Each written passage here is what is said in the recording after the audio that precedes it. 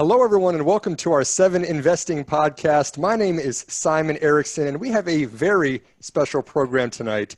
It's going to be focused heavily on pharmaceuticals and drug development. And when it comes to the companies that are publicly traded in this space, they're often on a different schedule than others because they'll still be reporting quarterly earnings, they'll still be recording revenues and all those quarterly conference calls. But some of the most important information for investors is the data that they present about the progress of their clinical trials. We have a very important conference coming up next week, the American Society of Hematology, the ASH conference for short, and I am very fortunate to be joined by my fellow 7 investing lead advisors, Manisha Samy and Maxx Chatsko. They are the resident experts in this space, and we're going to be diving in to that ASH conference. So Manisha and Max, are you all ready to get started? Let's do this. Let's do it. All right, Max, I'm going to start with you first. What is the ASH conference? Can you give us a high-level view of what's going on and why this is important out there? Yeah, so hematology is the study of blood. Perhaps you've heard about blood. It's pretty important, right? So from basic biology, whatever, grade school, we know of red blood cells, transports oxygen to all of our tissues. But red blood cells are actually one of the few cell types in your entire body that don't contain your DNA. So when things go wrong with red blood cells for certain diseases, we have to go upstream, makes things more complicated for fixing those problems. But blood, of course, is more things than just red blood cells. There's different immune cells that are circulating to protect us against infection or disease, different cellular wastes, right? One of the biggest advances ever, really, in hematology is the development of liquid biopsies, which are very important and popular among investors right now. So that's from detecting very faint signals of circulating tumor DNA to find the presence of tumors, and hopefully we can continue to find that earlier on in the progression of cancer when it's easier to treat. So ASH is this weekend from December 5th to 8th. I guess Manisha says technically it's already started, so I believe her. So the point is investors should expect to hear and see a lot of press releases between now and next week with ASH in the title. So it's where academic groups, startups, industry leaders, everybody in between, they get together and they present their results from whether it's basic research studies or preclinical studies or big clinical trials, and they're pushing the field forward. So there's going to be a huge influx of data coming out just in the next week here from all of these clinical trials. So this year the conference is categorized with 6 different categories. So you can go on the website and look at all of them, but there's a category for regenerative medicine, one for genome editing and gene therapy, another one for precision medicine this year. So, they kind of just categorize it with all the biggest trends and what's going on. Sounds like some pretty exciting stuff going on there, Max. Manisha, let me transition this to you. This is an investing show. We're doing a podcast about investing. Why is ASH so important for investors out there? Simon, I think right when you first started off, you've already answered that question. So for most traditional companies that are publicly traded, we wait for the earnings calls or some sort of M&A before you see real price volatility or changes in the stocks. For these biopharmaceutical companies, everyone is looking at these medical conferences, and more than earnings calls, this is what investors should be looking at. This is the progress they're making. Are they making any progress? Are they not? And not only that, with these medical conferences, you actually can compare different companies and look at up-and-coming companies that might maybe even disintermediate some of the public companies. So looking at the data head-to-head, side-by-side. And not only that, because these conferences are not only for companies and clinical trial readouts, you also have basic scientists, and by that I don't mean they're just basic, but they're doing characterizations of biology. How are blood cells transported? How do they interact with different enzymes? So a lot of times these research scientists or large cancer hospitals, for example, they're doing their own research, and these companies can network with them. A lot of times, especially with smaller companies or even larger pharmaceutical companies, they'll see data from these large cancer hospitals, and then they'll decide, hey, I want to exclusively license this product from them. So you will see a lot of pipelines expanding because of this networking that's happening. And based off of that, going into the new year, since it is traditionally only held in December, you kind of have a glimpse into what we should be expecting more of at the JP Morgan Healthcare Conference, which happens to be the largest healthcare conference of the year. Well, I've seen you all refer to this as the Thanksgiving Day parade of the biotech world and the drug development. It sounds like a really big event, a lot of academic progress that then goes on to commercial opportunities from that too. I'd like to look at some of the companies that are on your radars, some of the things that you're really most interested in, and you'll be going to be watching this next week. Max, let's start with you. One of the companies you said that you'd be interested in is Fate Therapeutics. What are you watching with this company? Yeah, so Fate Therapeutics, I own shares, so just to disclose that.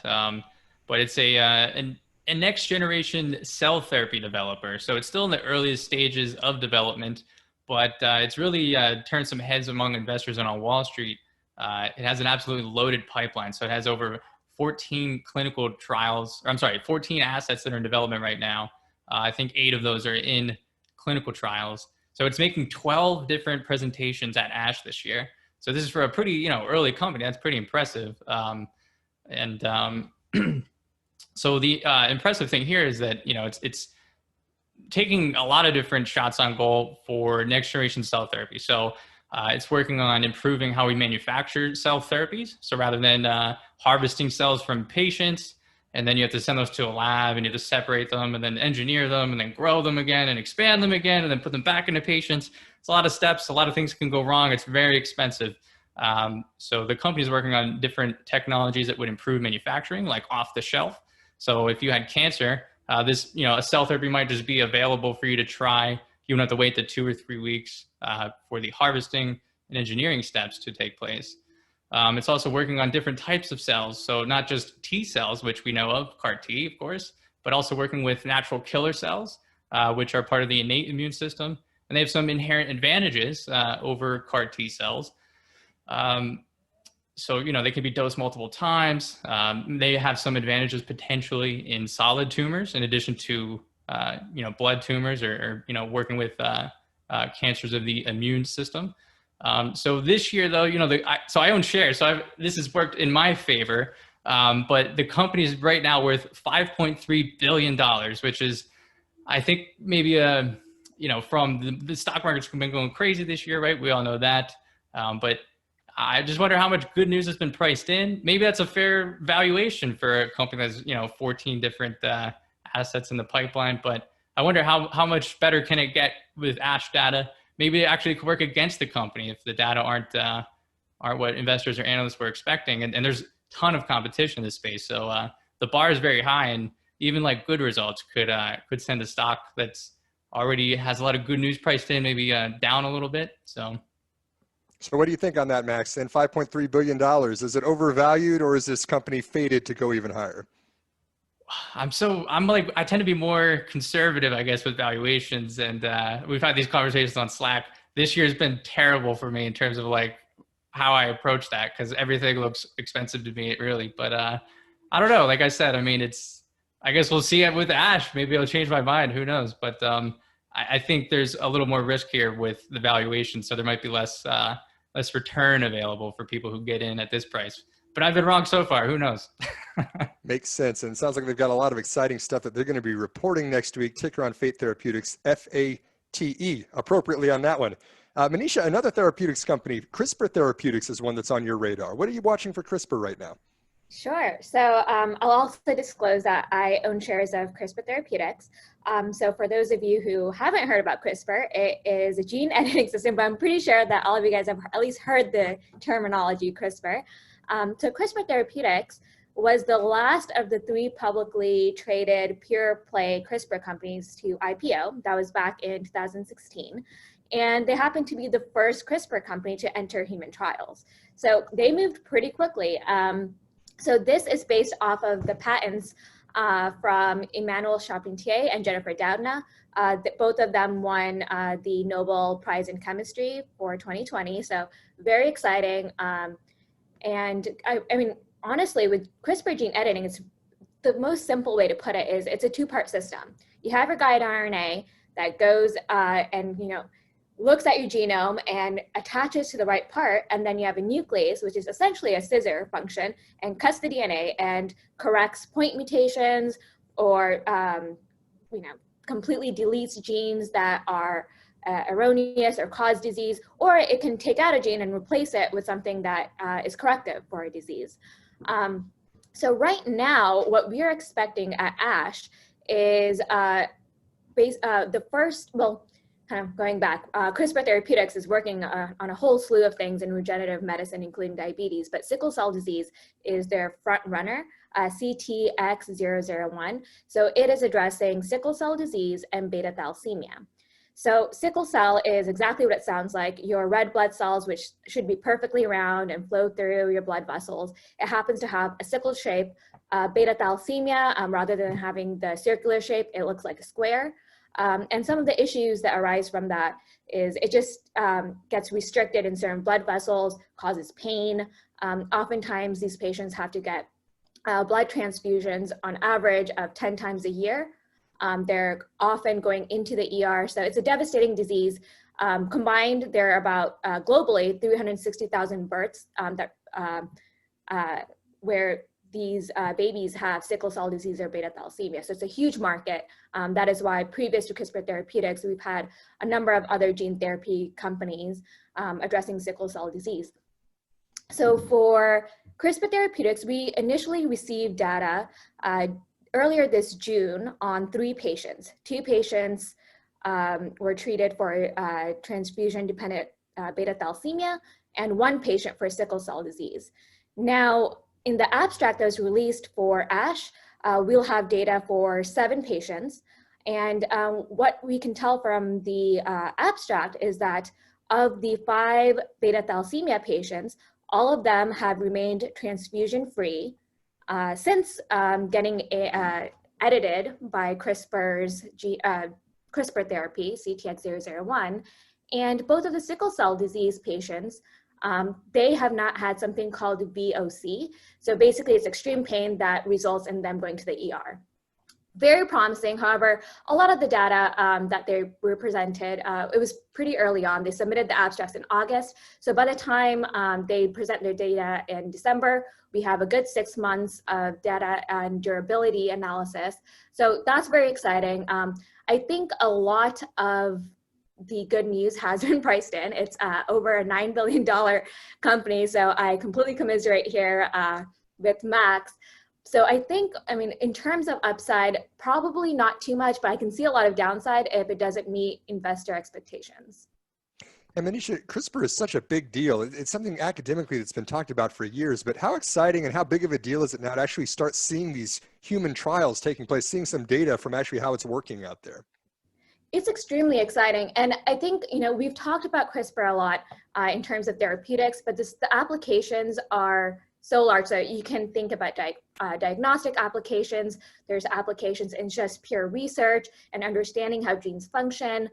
There's applications in creating enzymes or industrial applications. But I mean, right now for therapeutics, we're talking about curative approaches. So it's no longer getting blood transfusions every month or every 2 months. It's here's one time you go in for, you know, a transfusion of basically stem cells. So Maxx was talking about how our red blood cells don't have nucleuses.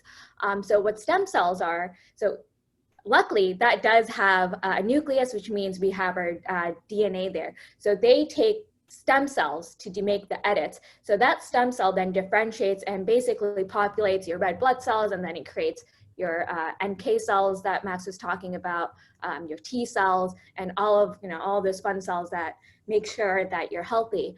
And this is the first piece of data that we're getting in human patients. We have the other 2 CRISPR companies also in human clinical trials. We're still waiting for data. One is going after pediatric childhood blindness. The other is for rare liver disease, and that's more CRISPR editing in vivo. So they're doing the editing kind of directly in the body. So they just do the injection, and the CRISPR does its magic inside the body.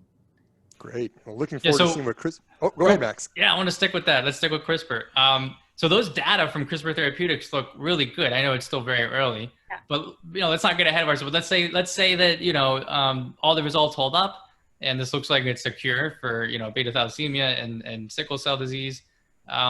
Is this like the end? Is this like the last treatment we'll ever need for these diseases, or what? How do companies from here advance on these results? Is it making the like bone marrow harvesting easier, or like where do we go from here? Yeah, I mean, there are a lot. I don't think this is the end all be all. This is just the first step. I think the next thing is, how do we optimize this process? So manufacturing. Right now, this is autologous stem cells that are being edited. Is there a way that we can make it off the shelf therapy for these patients to make it even cheaper? So actually at ASH, I did notice that there are a number of abstracts talking about that. So that will be really interesting to learn more about. And then you do have other companies. There's a different, so CRISPR's say generation, or the first generation of CRISPR editing. There are other editing systems that are up and coming, and not even up and coming. There are companies that are using variants of CRISPR to also address sickle cell disease. I don't know if I should just go right into it, and maybe I will. So this is, okay. Yeah, I guess I led you into your next company that you're watching, so it's related. Why don't you just go into that? Sure. Another company that I am invested in, Beam Therapeutics. So this company IPO'd, I believe it was just this year, but it was founded in 2016. So basically, the same year that CRISPR IPO'd was the same year that base editing was first published in an academic journal. And this year, we have Beam Therapeutics. They had an IPO. They're over $1 billion in valuation, but they have nothing in clinical trials right now. So people are actually noticing gene editing as, the future of medicine. What we're expecting from ASH is more data from sickle cell disease. So in preclinical trials, so this is in animal studies, they were able to basically use base editing, and I'll go into kind of how that's different from CRISPR, to activate a gene that basically produces something called fetal hemoglobin. So fetal hemoglobin is what babies have. So when you're so at birth, we have adult hemoglobin. So that binds oxygen and oxygenates our body. Fetal hemoglobin has higher binding affinity to oxygen. So basically what scientists have figured out is, if you have fetal hemoglobin and if you still have sickle cell disease, as long as you have upwards of 20% of fetal hemoglobin in your body, you basically are asymptomatic and you live a normal life. So in one of their presentations, they're seeing if with base editing, if you end up having fewer off-target effects in RNA or DNA. So off-target effects are if you end up, changing the wrong part of your genome, which you don't want to do. And the key difference between CRISPR and base editing is that with base editing, you're not cutting DNA to change it. It's chemically induced. Now, the parts that are the same is you still have that guide RNA that basically takes you to it's kind of an index code, so it takes you to the right part of the DNA. But rather than cutting that, they have something called a deaminase, which chemically kind of changes the structure of one base pair of DNA. And say you have in the letter A, so with base pairs, we have A, T, G, C. So rather than an A, you can end up having a G, and that essentially corrects the gene that you have. So you are correcting individual letters. So we're looking at that. People say that it's more specific and potentially safer. So they're providing information on, one, can they actually do that? It looks like they can. And two, they say they didn't see any off-target effects. So I think once they do present that data, we'll be able to see if the mechanisms through which they tried to identify any off-target effects was sufficient enough. Either way, I think people are looking at both companies.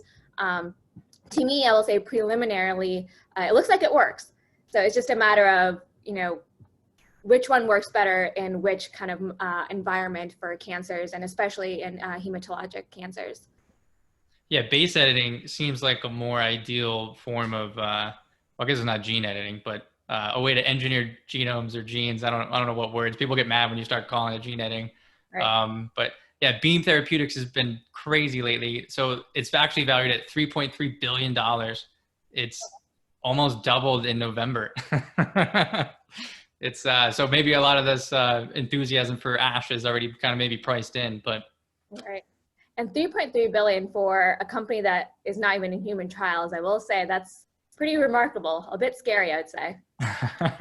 The idea is, though, Manisha, that it would be potentially safer and more precise than some of the other CRISPR gene editing technologies that are out there right now. Yes, that is the thinking. And the way I see it is a lot of people are thinking that, either CRISPR will win or it will be base editing. And then there's another type of editing called prime editing, which I won't go into. But if I were to get super geeky and nerdy here, each has their advantages and disadvantages. There's something called a protospacer adjacent motif. So basically, there has to be a certain sequence of genetic DNA in your genome. So you can't just edit anywhere willy-nilly.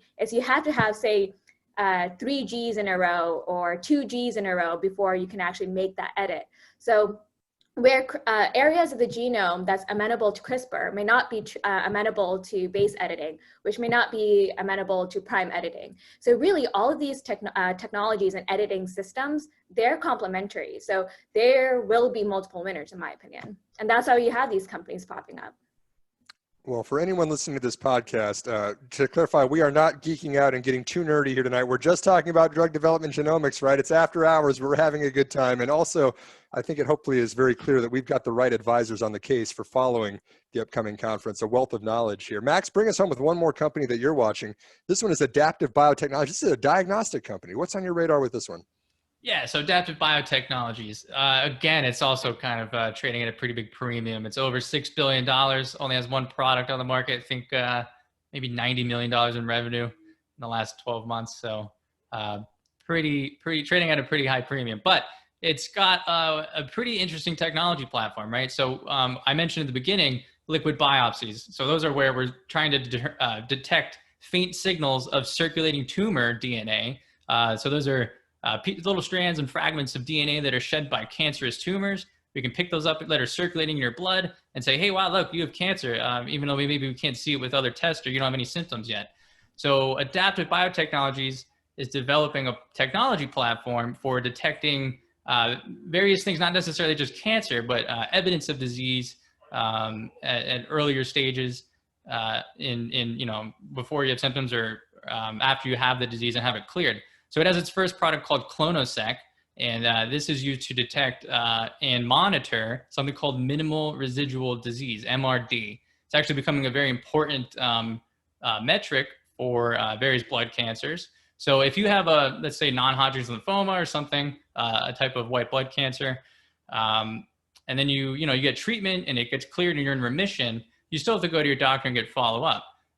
So this test, clonoSEQ, actually is a simple blood test, and we can detect whether or not you're, in the early stages of your cancer coming back. So it really helps to change the treatment paradigm, and we can, get patients back into treatment sooner before their cancer recurs. So we can potentially keep them cancer-free or, have them have long, healthy lives.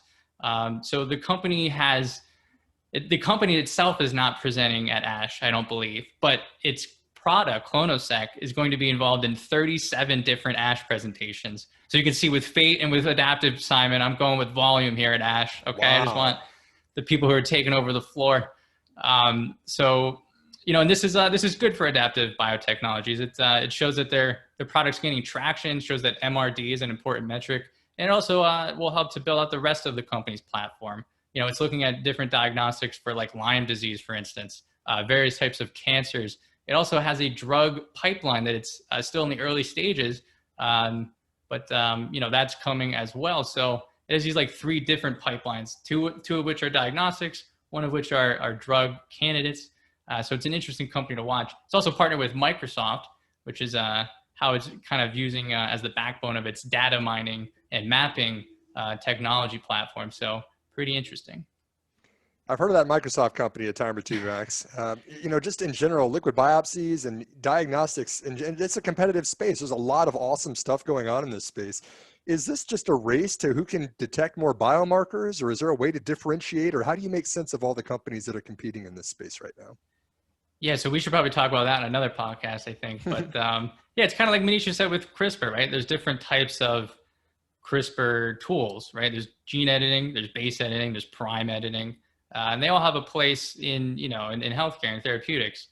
Same thing here. You know, I think investors tend to maybe see liquid biopsies and they think they're all the same. And that's not at all true, right? Personalis does something different than Guardant Health, which does something different than Thrive Detection, which just got acquired by Exact Sciences.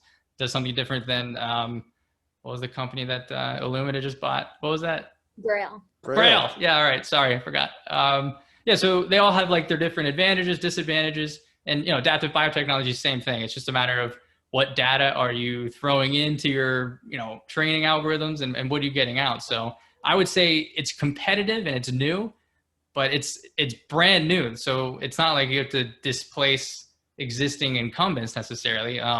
This market's going to grow very fast. It's going to be a very large market. So there's going to be a lot of winners and a lot of big companies. That's great, Max. So just to recap those 4 companies that Manisha and Max mentioned, Fate Therapeutics, ticker is FATE, CRISPR Therapeutics, CRSP, Beam Therapeutics, BEAM, and then Adaptive Biotechnologies, ADPT. Max, you were mentioning about a lot of new stuff being presented at ASH. One of the advantages, I think, of this conference is finding those under-the-radar companies we just never heard of before, and they wow us. They impress us with something we didn't even know they were working on before. Can you give us kind of an example of how that can look when successful data gets presented, what the aftermath of that can look like? Yeah, so ASH is great. I mean, I always look to ASH as it's like the end of the year, right? It's always in December, and I know I'm going to pick up like 2, 3, 4 companies, add them to my watch list before the end of the year. And there's companies I don't know of. Like right now, I don't know these companies, and next week they're going to be on my watch list. That's pretty exciting, right? So a couple examples just from last year. So there was a company called 47. I never heard of it before. It was valued at about $700 million right before ASH, so about a year ago. And then it released data on its acute myeloid leukemia, AML drug. And this drug addressed a population that was completely really like underserved. It was almost 75% of patients that have this cancer. And they had a complete response rate, meaning they put people into remission. It was over 55%. So it just kind of came out of nowhere and was like, yeah, we've kind of like really moved the needle here on this. So they presented great data. They had some follow-up data earlier this year in 2020. And then I think it was March, Gilead Sciences came in and took them out, bought them for $4.9 billion. So, you know, that's a, what, 600% in 6 months or something. And nobody, I didn't even hear about it like until ASH last year. So that's pretty cool. Another example, just real quick, TG Therapeutics. So that company's had some problems in the past, right? It's been around for a little bit, but they announced some promising data in various types of blood cancers. So they had a double combination therapy and then a triple combination therapy, each of which had some very impressive data, depending on how you slice the different types of lymphomas that they were looking at. They had overall response rates and even complete response rates of 100%. So it's like unheard of, right? They were basically like curing these types of cancers. Their stock actually didn't move at all on that data last year from ASH, which I thought was weird. But year to date, just to look right now, it's up 144% that stock. So a good example that maybe sometimes, I don't know about this year because the stock market's crazy, but maybe you can buy some of these stocks if the data are good and you do your homework and you can still, you know, enjoy a nice return even after the pop. It's a good way to get some good companies in your watch list at the very least. Yeah, it makes sense on why we want to pay so much attention to this conference. And Manisha, maybe as one final segment we can talk about, Max, you talked about doing your homework. A lot of the homework that you're doing is really, really early stage.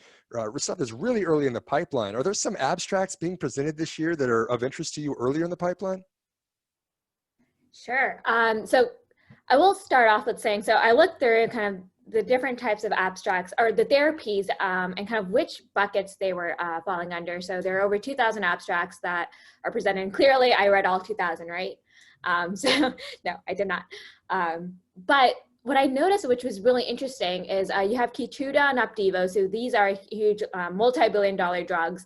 And these are based off of checkpoint inhibitors. This year, there's only 3%, or actually 4.5% of abstracts based on checkpoint inhibitors, which tells me that new and up-and-coming companies, they're moving on. Checkpoint inhibitors are things of the past, and there are new technologies and things to look at. So we are still looking, so the majority of abstracts are based on antibodies, and then immunotherapies. So Max mentioned earlier, CAR T therapies. So we're past first generation. So even though Gilead, Kite Gilead, so Kite's a Gilead company now. So they're presenting new information, probably the same old stuff, similar pipeline. But what's really interesting is that 12% of the abstracts, so the second largest kind of cohort, is still based on CARs and not the automobile, CAR T therapies. And we're seeing second generation, third generation, more and more. So rather than autologous, so it's not, a patient-derived source of T cells, we're seeing off-the-shelf T cells. We're also seeing, actually, Max, you mentioned earlier how you can redose with, so Fate Therapeutics, natural killer cells. There's a lot of abstracts talking about using a combination of natural killer cells with CAR T. I think that's very early on, and redosing with that. I think that's very interesting. We don't have any clinical trials kind of doing a combo therapy, but that's something I'm keeping an eye on. I'm really excited to see what the data shows for those. And then overall, just looking at the regenerative medicine space, that is looking at stem cells. It's a really an exciting area for me. I used to work with stem cells, but it halted. It's really difficult to work with stem cells. So we're seeing kind of procedurally, how can we actually which techniques are the best to use stem cells and kind of get the most out of regenerative medicine. And I think that's going to be maybe not 2020 ASH, but perhaps 2021 ASH, we'll see more of that. So keeping an eye on that. Well, Manisha, I love that you've described healthcare in general as a giant puzzle, and there's always pieces that are being fit together. It sounds like this upcoming ASH conference is another opportunity for us to learn more about those technologies that are early in the stages, for us to look at some of those companies that are going to make a splash we've never heard of before, and also get some updates from those that are publicly traded and already have some drugs that are on our radar. Manisha and Max, thank you both very much for your insights about the upcoming ASH conference next week. Thank you. Absolutely. And we'll continue to follow up on what our takeaways from the ASH conference are a little bit later in the month. Thank you for tuning into this episode of our 7 Investing podcast. We are here to empower you to invest in your future. We are 7 Investing.